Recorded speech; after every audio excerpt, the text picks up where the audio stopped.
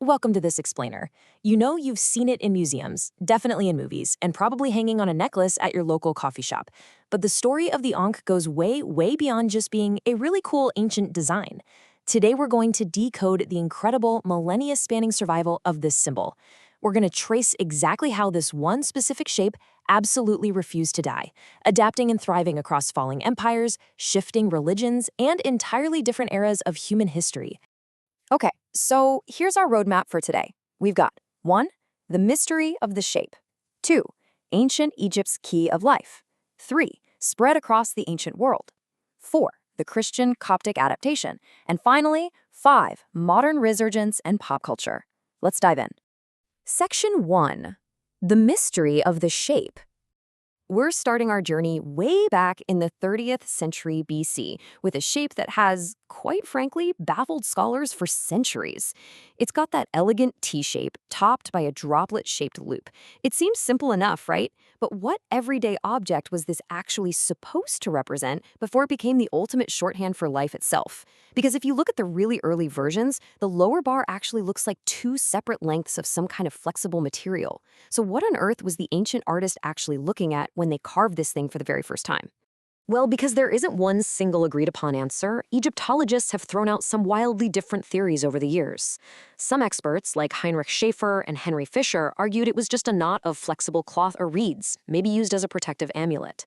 Then you have Alan Gardner, who looked at it and said, hey, that looks an awful lot like a sandal strap. Victor Loret thought it represented a mirror, but critics are quick to point out that gods are almost always depicted holding the Ankh by its loop, exactly where the solid reflecting glass of a mirror would be, so that's a bit of a tough sell. And then we have a fascinating biological theory from Andrew Gordon and Calvin Schwabe. They suggest it's actually a bull's thoracic vertebra, tying it to ancient beliefs about the spine being the conduit for life-giving essence. I mean, think about that range. From a simple little protective knot to a sandal strap all the way to a bull's spine. It's like a giant puzzle we're still trying to piece together. Section 2. Ancient Egypt's key of life. So, moving past its physical origins, let's look at how it was actually used in practice, because its meaning locked into something universally powerful pretty fast. In the ancient Egyptian language, the Ankh was what we call a triliteral sign. Basically, this single picture was a package deal representing a sequence of 3 specific consonant sounds. Those sounds were used in the verb for live and the noun for life. People used it constantly to express wishes for health, like that classic honorific alive, sound, and healthy that was basically glued to the pharaoh's name. And as the language evolved over centuries into the Coptic stage, those exact sounds morphed into the word Ankh. But here's the tricky part. How do you actually draw a picture of a concept as abstract as life? You can't really. So the Egyptians used something called the rebus principle. They took a picture of a physical object that just happened to share the same consonant sounds as the word for life and used that shape to write it out. It's ancient wordplay. And because of this linguistic quirk, they started using the Ankh shape to write entirely different words that sounded the same, like mirror and floral bouquet. That connection became so popular that physical mirrors and floral arrangements were actually shaped like Ankhs. In fact, an absolutely gorgeous Ankh-shaped mirror case was pulled straight out of King Tutankhamun's tomb. Now, what's really cool is that the Ankh didn't just exist in a vacuum. It was part of a much larger, incredibly powerful visual vocabulary. You'll constantly see it grouped in temple carvings alongside 2 other major heavy hitters, the Waz scepter, which meant dominion or power, and the Djed pillar, which stood for stability. Together, these 3 formed a sort of holy trinity of ancient Egyptian well-wishing. You'll often spot them stocked together over a basket hieroglyph that means all. So when you put it all together, it literally translates to a magical spell granting all life, power, and stability to the pharaoh. Just the ultimate VIP package. Sustaining that life was basically the gods' main job description. In their worldview, life was this tangible cosmic force, and the gods were the ones keeping the whole system running. So in the artwork, you'll see gods holding this symbol and literally offering it right up to the nose of the kings, essentially granting them the breath of life to ensure they survived into the afterlife. It could also represent life-giving water. Sometimes in scenes of ritual purification, those standard zigzag lines that used for water are completely replaced by a cascading waterfall of Ankh signs. And everyday Egyptians wanted in on this magic too, which is why they wore Ankh amulets, usually made from a shiny ceramic called Egyptian faience. They specifically made them in these exclusive shades of blue or green, colors that were deeply, intrinsically tied to life and rebirth. Section 3. Spread across the ancient world. You really can't keep a symbol this powerful contained within one country's borders for long. Through trade networks and cultural crossover, neighboring civilizations took one look at the Ankh and said, yeah, we're taking that. During the Middle Bronze Age, people in Syria and Canaan adopted it right into their own art, usually tying it to fertility and water. Over in the Mediterranean, the Minoan civilization in Crete started using it, and get this, they actually mashed it up with their own famous double axe emblem. Meanwhile, down south in the Meroitic kingdom, the Ankh was plastered all over their temples and painted pottery. It wasn't just some passing fad. The Ankh literally embedded itself into the visual DNA of the entire ancient Near East.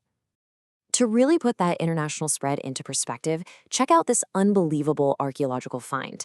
In 2015, archaeologists digging in Jerusalem uncovered a tiny ancient clay seal impression. And it wasn't just anyone's. It belonged to King Hezekiah of the Kingdom of Judah, dating all the way back to 700 BC. And right there on the personal seal of an Iron Age Israelite king, flanking a winged sun, are two Ankh symbols. That just goes to show how far and how high up the social ladder the Egyptian key of life had permeated into neighboring royal cultures. Section 4. The Christian Coptic Adaptation. Let's fast forward a bit to the 4th and 5th centuries AD. This is where the Ankh faced its biggest existential threat yet, the massive rise of a totally new religion. As Egypt Christianized, the old pagan religion was systematically dismantled. But amazingly, they didn't erase the Ankh. Instead, they adapted it. Notice the subtle design shift here. Early Coptic Christians took that traditional teardrop loop and modified it into a perfectly circular loop, creating what's known as the crux ansata, or the handled cross. Because it already meant life, it was absolutely perfect for representing the Christian concept of eternal life. They started weaving this new version right into their textiles and early manuscripts. We even see it in a 3rd or 4th century copy of the Gospel of Judas. Now, as you might guess, this transition wasn't always seamless. There's this incredible historical account from Socrates of Constantinople that captures the friction perfectly. Picture this, it's 391 AD. Christians are actively dismantling the Serapeum, which was Alexandria's greatest pagan temple. As they're tearing it down, they uncover these cross-like signs carved into the stone blocks. And literally right there in the rubble, the pagans and the Christians start arguing over who owned the symbol. The pagans are saying, no, this is our ancient sign for the life to come, while the Christians are looking at it, seeing the crux ansata, and claiming it as their own cross. It is just a wild, real-time snapshot of a symbol actively changing hands in history. Section 5.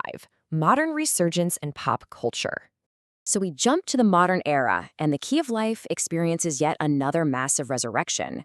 The Ankh's modern comeback really exploded during the 1960s counterculture movement, which sparked this huge renewed interest in alternative and ancient religions. Today, it's everywhere, serving multiple, highly impactful roles. It's fiercely embraced as a symbol of African cultural identity for people of African descent all over the US and Europe. It's the core emblem for Chemeticism, which is the modern revival of ancient Egyptian religion. And honestly, it is so ubiquitous now that it's encoded not once, but twice in the digital Unicode standard.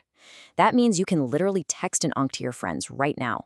Globally, it is without a doubt the most widely recognized symbol of African origin in the West today. But out of all its modern adaptations, this one might just be the most unexpected. Its massive integration into the goth subculture. And we can largely thank the 1983 cult classic film The Hunger for that. In the movie, an Ankh pendant features super prominently as both a weapon and a symbol for the vampires. Think about how wonderfully poetic that is.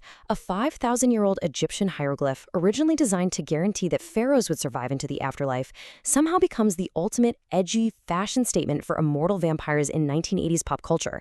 You really can't write a better plot twist than that. When we map out this whole 5,000-year span, we can truly finally appreciate the immortal narrative of the Ankh. Just take a second to absorb the sheer scale of this. We kick off in the 30th century BC with a shape that might be a knot or maybe a sandal strap. By 700 BC, it's crossing borders into foreign kingdoms. By 391 AD, the Egyptian pantheon collapses, but the Ankh survives by transforming into a Christian cross. Then it's resurrected by the 1960s counterculture before ending up around the necks of cinematic vampires in the 80s. It survived the fall of pharaohs, the absolute upheaval of world religions, and the birth of modern subcultures. It truly earned its title as the Key of Life, because it is simply a symbol that refuses to die. I'm going to leave you with this thought to ponder today, because if 5 millennia of human history tells us anything at all, it's that this symbol's journey is far from over. So, what do you think the Key of Life is going to unlock next? Thank you so much for joining me on this explainer. Keep your eyes peeled, because you never know where the Ankh is going to show up next.